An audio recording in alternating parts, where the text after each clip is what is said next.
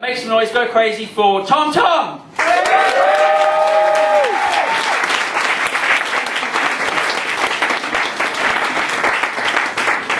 Hello, good evening ladies and gentlemen, and welcome to this historic occasion. I'm not talking about the sight of someone standing on stage at the Halt Bar's comedy night dressed in a suit. Granted, that is an historic event if you've ever been here before, but I'm actually talking about the sight of a 60-year-old man losing his stand-up comedy virginity. I don't usually do this kind of thing, I've never done it before, honest. But I can tell you already that I noticed some similarities between losing your stand-up virginity and the real thing. I'm sure Joe will vouch for me when I say that in the run-up to losing your virginity, you practice and practice and practice. Sorry, in the run-up to losing your stand-up comedy virginity, you practice and practice and practice on your own in the bathroom. In front of the mirror, you know what I mean, Joe, the shaving mirror turned to the magnifying side. just me then, okay. And of course, because you don't have access to everything you require for the event itself, you make do with whatever comes to hand. So, Glasgow is a place, of course, if you do want to lose your stand-up comedy virginity, there is no better place to do it than Glasgow, because it's such a fantastic city. Yay. Thank you. With such fabulous people. Yay. Okay, note to self, went down well. P.S. Don't use that line in Edinburgh. Lots of people come to Glasgow. A friend of mine from work, Mark, he actually came here all the way from sunny California. Although he admits himself that was an accident. But more of a misunderstanding, really. He was doing some research on the web, as you do. And he came across this site that had a mistake in it. Just a tiny typographical error, really, but it did mean that he came here absolutely convinced that Glasgow's favourite meal was minge and tatties.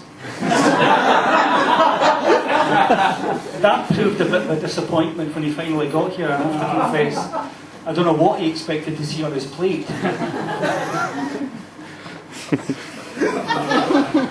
And it did lead to some awkward moments when he tried to place his order with the elderly lady waitress. You know, first she didn't understand his accent, and that proved awkward. And then she did understand his accent, that proved awkward. So that's the last time he'll be allowed to Gordon Ramsay's restaurant. Talking of waste of space and money, £7 million for giant pandas. £70,000 a month for fat, useless lumps that sit in the one spot all day, staring into space, stuffing their faces, and can't be asked to move even for sex. Why would I pay money to go and see that? I've been to Paisley. I could visit the in-laws anytime. Actually, my wife is in the audience here tonight, and I just want to make it absolutely clear that I don't mean that. It's just my joke. But the other thing is the hype that we're on about, is the desperation of the media to get this female pregnant.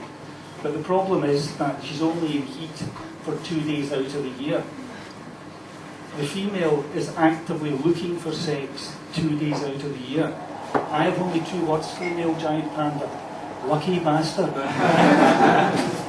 There are married men in this audience who would give their right arm for that. Well, maybe their left arm. Right?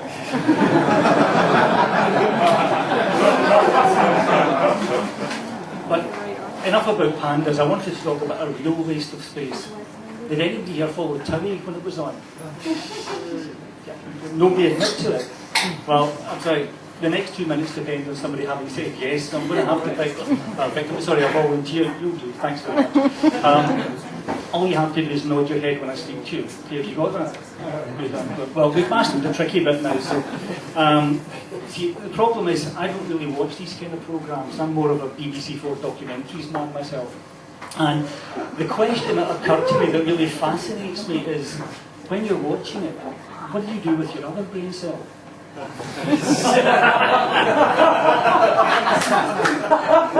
She says sorry, she didn't understand the question. But thanks for taking part in being a sport. What's your name?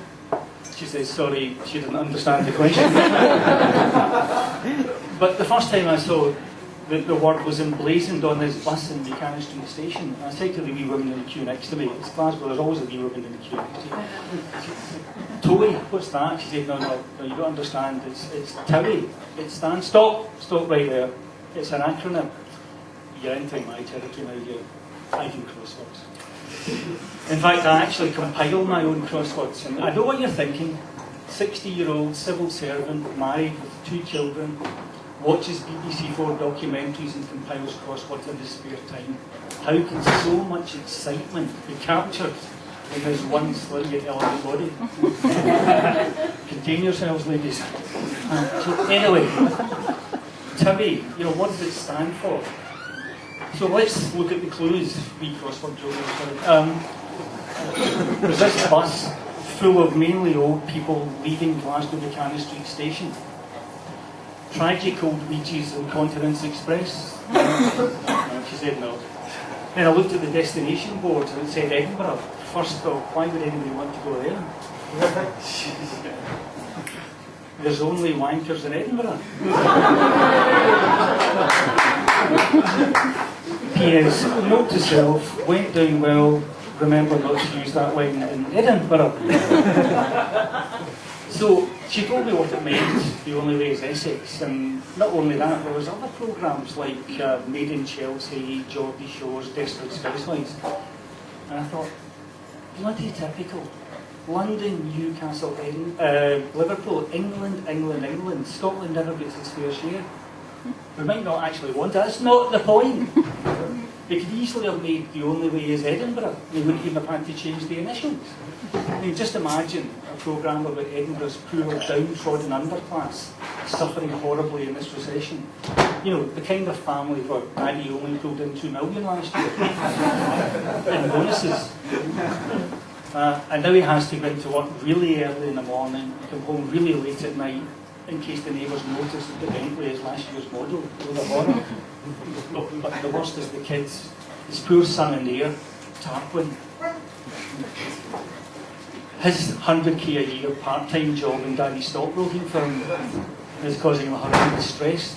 They've actually asked him to go into the office. This is terrible. And he can't hang out with his chums, Peregrine and Sebastian.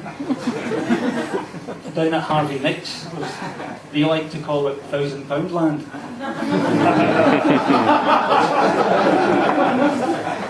Or there's his poor sister, Jocasta. Now that her allowance has been cut, she's having to turn tricks to pay for her coke habit. Like, she doesn't mind the shagging, she's been doing that since she was 14, no problem. But now that she's charging for it, she's actually having to go outside the family. I know. Uncle Rupert's absolutely livid.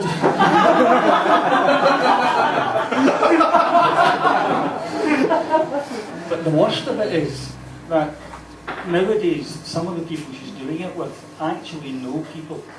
You know people who went to a state school. The horror! But anyway, she's decided there's only one way out of this abject spiral of misery, humiliation and shame. Yeah.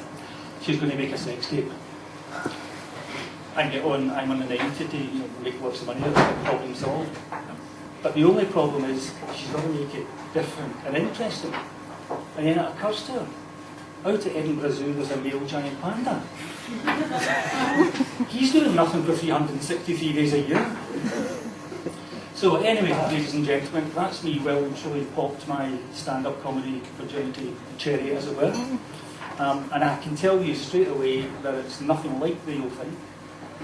This was a lot less nerve-wracking. And obviously, since Joe was kind enough to give me a 5-minute spot, this lasted a lot longer. Notice the women laughing louder than the men at that. Anyway, it only remains, in the interest of etiquette and good manners, for me asked, was it good for you too? Thank you very much.